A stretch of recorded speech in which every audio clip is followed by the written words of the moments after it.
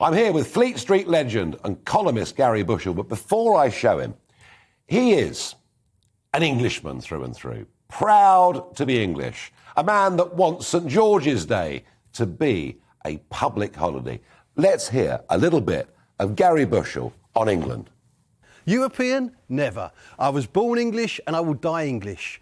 To be English is to be part of the world's richest culture. From this sceptred isle sprang talents as diverse as Kipling, Chaplin, Dickens, Shakespeare, Nelson and Joe Strummer.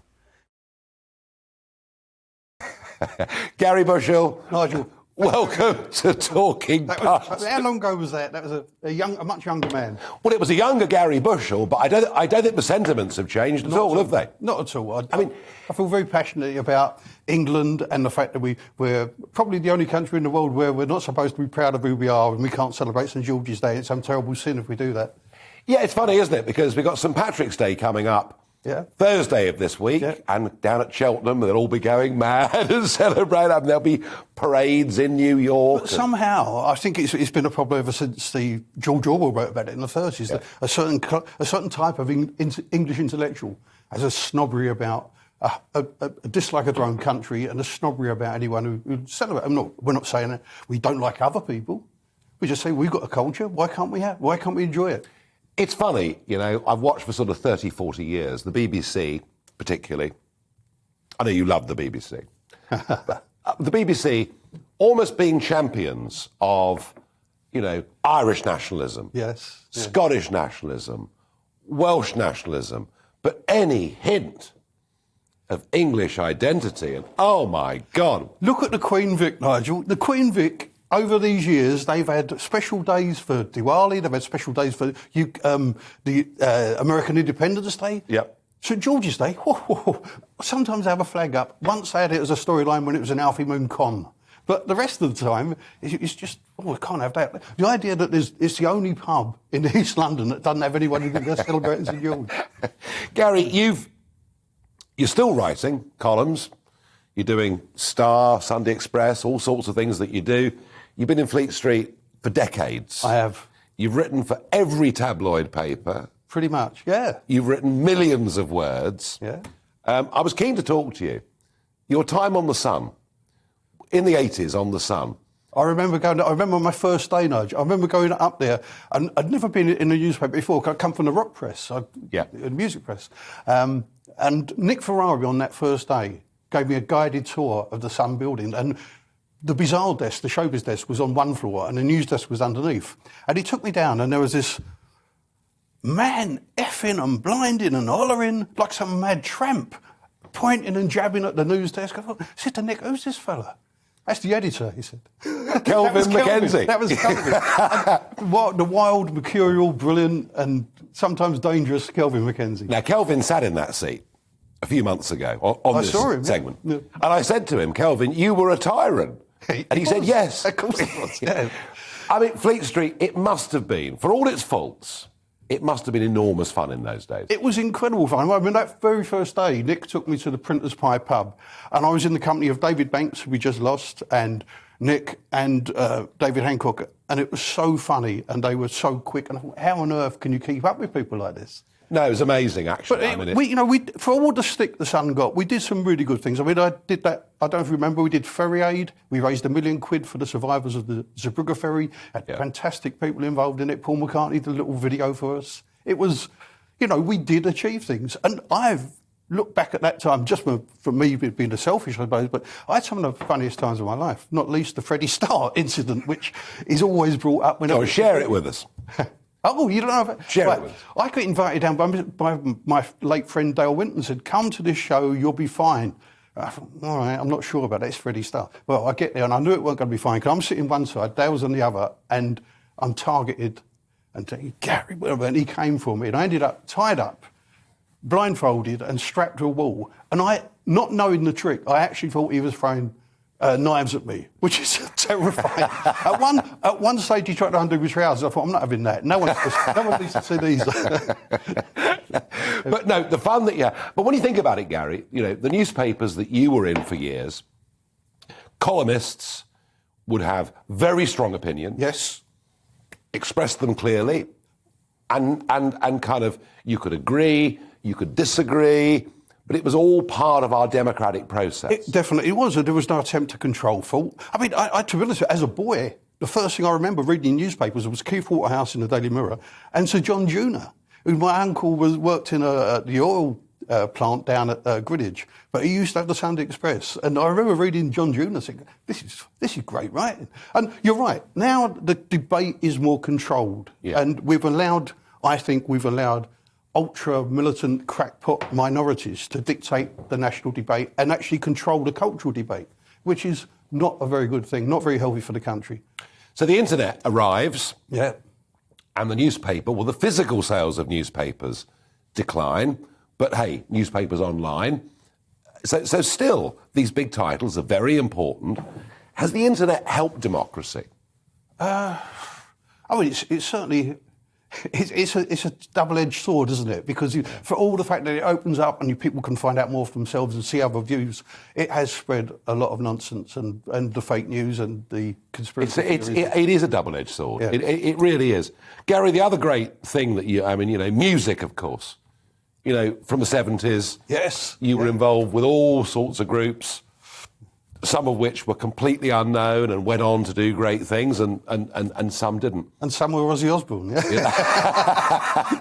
Yeah, I mean, I think the very first review I did for Sounds in the summer of 1978 was The Specials, and it was the first gig they ever played as The Specials, because that morning they'd been to Coventry Automatics, and that night they opened up for The Clash at Aylesbury Friars, and that was just fantastic. British music now, and over the last few years, I go to America a lot, and we may get McDonald's, and we might get Starbucks, and we might get a lot of American telly, but British music is incredibly strong. Huge, and people love it out there, and the fans are less cynical, I find, than we tend to be over here. They just seem more open to the music, and they genuinely love everything. Well, I mean, it really is a big export for us, isn't it? Massive export, yeah. I think people underestimate it, Gary, you were on the telly. I'm going to show a clip. Go on. Of Bushell on the telly in the 90s. Have a look at this, folks. I like this most haunted with that Derek Okora. But have they actually ever caught any ghosts on camera? No, never. They must be ever so good at hiding. You can't be swimming today then, friend. No, I'm still knackered from going yesterday. Well, how far did you swim? Only a mile, but I didn't think I was going to make it. No? The last 300 yards were the hardest. They were over dry land. Maybe the tide had gone out. 10 years ago, I told Swampy all this was going to be a bypass. It's all right, mate, you can come down now. It was a wind-up. Now, we struggled with Bushell on the box, Yes. Gary. We struggled to find the clean bits. Nigel, if my chest was see-through, you see a broken eye. I can't believe you said that. No, we had such a lot of fun. But it was racy stuff, wasn't it? Mm. Well, and you think we were doing it a half-hour show? I was pretty much writing it every week, casting it every week, and just getting people in. We had such a laugh. 50 shows we did, #1 on the Night Network. We had some amazing guests. We had everyone from Lily Savage to Bernard Manning on that. And telly now, there are more and more channels. Yes. And there's less and less to watch. Oh, there is. That's right. I mean, I'm at home and it's like the deck of the Star Trek Enterprise. You've got Amazon, you've got Instagram, you've got all these different things, hundreds of choices. But what do you want to... I mean, if you find something and you enjoy it, that's the great thing, isn't it? When you actually find that one thing you can consume. Yeah, no. So you've done it all. Newspapers, television, the music world, very long career, English champion, all of those things. And I know that you were a big Brexit believer and support, and we've known each other a long time. Ever since I was in the socialist work, well, international socialist as a teenager, we were anti the EU. I never saw any reason to change that. But you're not an international socialist now, are you? No, but I tell you what, in my heart, I think I'll always be a socialist. But in my head, libertarian probably. It's a battle between the two major organs, and the head normally wins. Well, as long as we confine the topic to those two organs, the debate will be okay. I wouldn't dream of pushing you over there. Not at this time of day. No. But where are we, Gary? We got Brexit, which was a hell of a struggle. We won a referendum. They tried to stop us, but we got there in the end. A lot down to you. Well, I did my bit. Where do we go now? Because I look at Keir Starmer, who's kind of middle of the road, sort of social democrat. A man who doesn't even know what a woman is. Yeah, what do you think about that? I just think it's weird. It's strange. They're going on about going down rabbit holes. They're the one that have gone down rabbit holes. They just lost touch with the mass of working class people in this country. They're just completely out of touch. But you've got a Labour Party who aren't Labour. You've got a Tory Party who are anything but Conservative. You know, no one voted for the Tories for their agreed agenda or for inflation or for tax rises. That's not Conservative. No, so we've kind of got two parties they're almost becoming both social democrats, sort of battling for that centre ground space. John Lennon used to say there's an inch of difference between Labour and Tories, and it's in that inch we live. But I don't think there's an inch of difference anymore. I just think they're the same animal.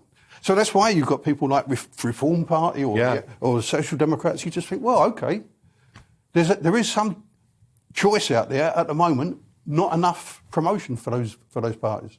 Garry, you've written about social affairs and current affairs over the years. Putin, Ukraine, how do you feel about things? Like everyone else, Nigel, it's heartbreaking to watch. You're just seeing war crimes happening before your eyes. You're seeing brutality. You're seeing lies. You're seeing the shelling of maternity hospitals, the shelling of refugees. It's disgusting. It really is. And the only positive coming out of it for Britain and the West is it might wake us up and make us wake up and realise how complacent we've been. Because Putin's looked at us and thought, they've had it. Look at that. Who's their leader? Joe Biden, Sleepy Joe. You know, we're so wrapped up in self-doubt and vanity and all this self-loathing in the West now that we've lost track of who we are. And we've also now been reminded how precious our freedoms are and how perilous it can be, how quickly that could go. Just takes one lunatic and we lose all of it. Yeah. So the things we're not even fighting for anymore, like free speech, like free expression, free assembly, all these things we need to keep fighting for. Because the Ukrainians are dying for it. Yeah, it's difficult not to admire much of what we see from Ukrainian men, 70-year-old men, picking up rifles, defending their land. Defending their land, defending the people. Yeah, I mean, Ukraine is corrupt. Ukraine's got huge problems, but that's not the point. Yeah. Do you think we would do that again if we were threatened? Do you know, I was thinking about that the other day. You'd like to think so, but we haven't got access. Apart from anything else, we haven't got access to the weapons that they've got. Well, we could get them. But have we? I think there are some people still who've got that lion heart in this country. There are still some of those people. But you see now, I think too many kids are still teenagers in their mid-20s. We don't let people grow up anymore. It's just like an extended adolescence. And they're all wrapped up in social media, all wrapped up in vanity. And so why don't we get them reading more novels? There you go. Novels. Like lovely the Harry Tyler crime, Pulp Fiction. Thank you very much. Tell us about your latest book, Garry. I've just published the fourth in the series of the Harry Tyler books, which a reviewer very kindly suggested that he was almost as hard as Jack Reacher, but a lot roundier. He's an undercover copper, and in the latest book, he goes undercover with an East End rock band who are actually a front for a criminal gang.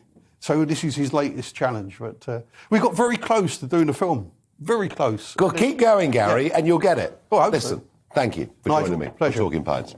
That was Garry Bushell.